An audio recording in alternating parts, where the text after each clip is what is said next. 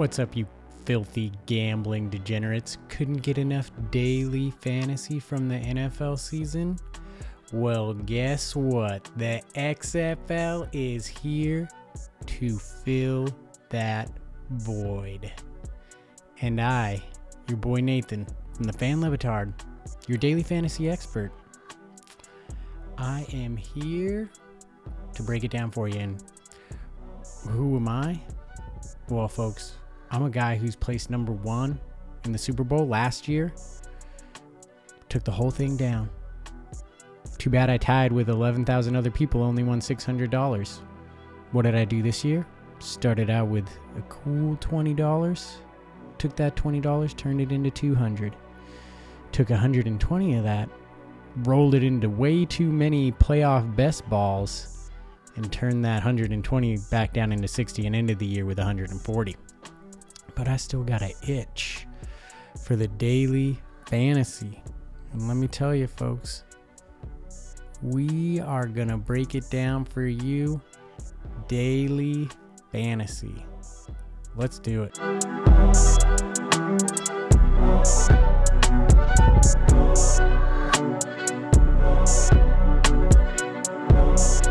All right, folks. So here's what we're doing. It's week 1. We're not going to go big. I got a little DK coinage or crowns burning a hole in my pocket. We're going to take a flyer on some coins here on a $1 10K first down. So here's something important. You don't have to play a tight end at all. And I recommend you probably don't. There's only one tight end connection that people are talking about. That's Slaughter to Canella because they have a past history and connection.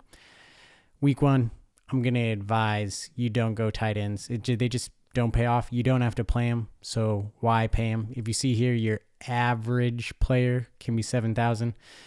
That's pretty high when we're playing the full slate of Saturday and Sunday games.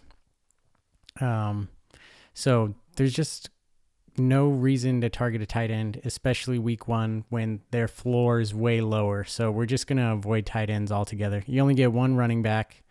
Also important thing to note, but probably going to throw in a running back in the flex. Not going to go 4 wide receivers because running backs can have a little bit of a higher floor, and there might be some good teams where you can bet they're going to rely on their running back a little bit more. So needless to say, where are we starting off? Well, let's talk quarterback.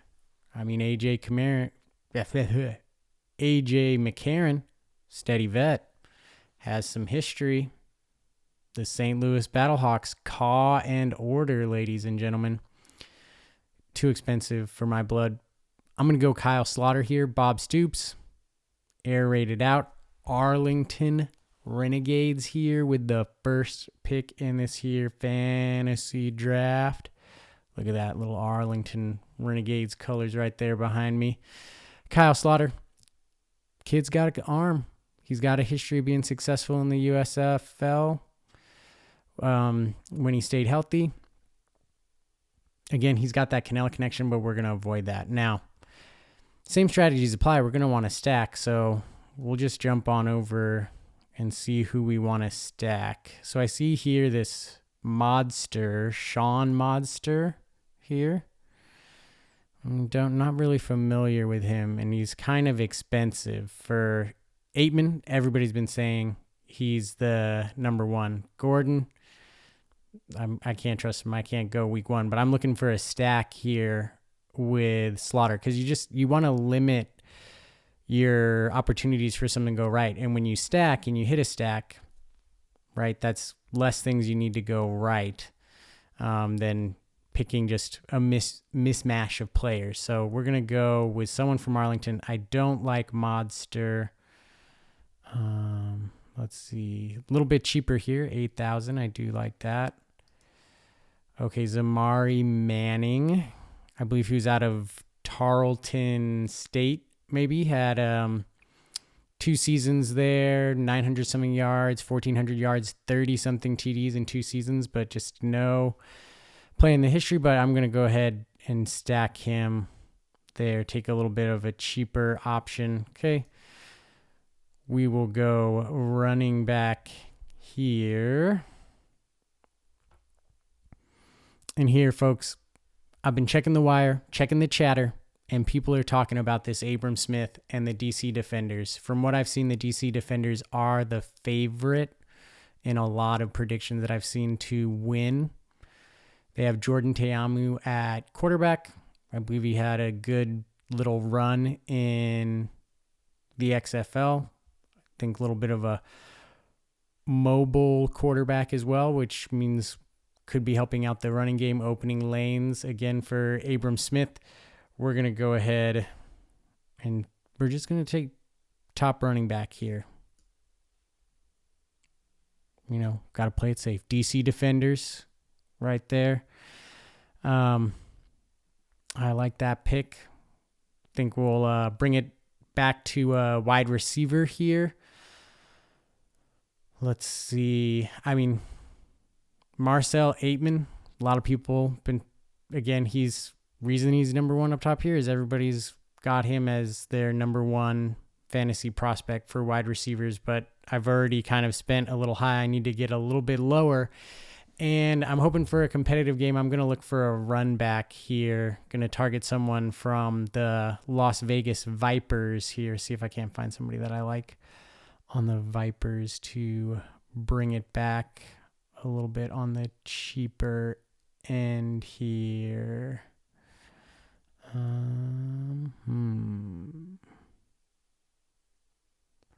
believe there was there we go. There he is. Oh, actually, he's a little expensive, but let's see if I can squeeze him in. We got a Martavius Bryant, right? We know, familiar with him from his work in the NFL. Perhaps he could, he's got the experience, could be a reliable target. Quarterback who's quarterback for Las Vegas here? Brett Hundley. Okay. Not the best, I believe it is, run in the NFL. So a little risky for how much we're paying, but I do like that run back, hoping for a competitive, high-scoring game. And the Arlington and the Vipers game was 37.5, I think, on total points for over-under, which was the highest of the four games. But, I mean, they're all in the 30s. 37.5 is the highest. Next is 36.5. I can't remember what game that was. So let's see, talking flex here. Now maybe let's knock out defense because I know who I want to go with in defense. That's easy for me. And I'm taking the cheapest one because, again, defense, there's not a lot of variety here. But you guys, I think this is a mistake. I'm taking the Houston defense here. You go to Houston, I actually subscribe to one of their local newspapers just to figure out 6 players to get your eyes on this season. Who do they tell me? They give me a cornerback, 2 linebackers, a lineman, and then 2 wide receivers. When you're giving me 4 non-skill players, you better have a good defense if that's your 4 of your 6 are non-skill players on the offensive side. You know, watch these 2 linebackers. So their defense better be good. And here's the thing. Orlando has been consistently predicted to be at the bottom of the league. And I got to make up some money somewhere. So I'm hoping the Roughnecks just really take it to it. They got Paxton Lynch is someone that Orlando is saying they're going to play. Okay. Or Francois, a recent Florida State quarterback. I mean, Florida State has not had much success recently. So a quarterback from there, so I feel good about that with not solid quarterback play coming out of Orlando. Picking that defense helps me get a little bit cheaper. And here's what I'm also going to do if we go to quarterbacks. Houston has not, from what I've seen, been clear on who their quarterback is. We got Brandon Silvers, who has experience. XFL was for the Vipers. And they're deciding between Brandon Silvers and, let's see, where's the other guy? No, I think it's Cole. Where are we? This is great. Cole McDonald. Between those 2 guys, Cole McDonald's cheap right there. That's if you find out he's the starter. could be an advantage right there, especially if you're hoping that Orlando really stinks, that he can get some junk points off of, short fields on turnovers and whatnot with Paxton Lynch throwing a couple interceptions. Might be something to hold on to, but point being made here is I'm going to slot in a running back, and we're going to go with the little Max Borhe, ladies and gentlemen, out of Washington State. But first, let's pay homage to... Oh, wait, those... If I'm sticking with Las Vegas, they're red too. They're not. I just see the V's and I think Vipers people, which that's what they are, and I think green because snakes are green. But they're still red, so the color was good. Now we're going with Houston, which again is red. Maybe vary up your thing so I can change my lights here, right? Get a good use out of it, right? Okay. XFL thing. One thing to say, right? You want to be new, get a little bit crazier with your jerseys. I'd buy a jersey if they were a crazy bright color. Draw people in with your jerseys. But I'm going with Max. Getting cheap here. Back up their other guy, I think Devion Smith. He's also cheap, $6,400. But my reasoning here is not solid quarterback play. I'm hoping for a lot of checkdowns. And I'm hoping Borges, good third down back, crafty little guy. Maybe also, if it's a blowout, garbage time, he's getting the ball more, gets a garbage touchdown. But I'm hoping he gets some receptions, is a good third down back for me out of flex. And last, we're going wide receiver here. Let's take a look. Who can I get? Oh, okay. Now, Ben DiNucci is another quarterback who's high on people's list. He did have a small stint with the Dallas Cowboys in the NFL.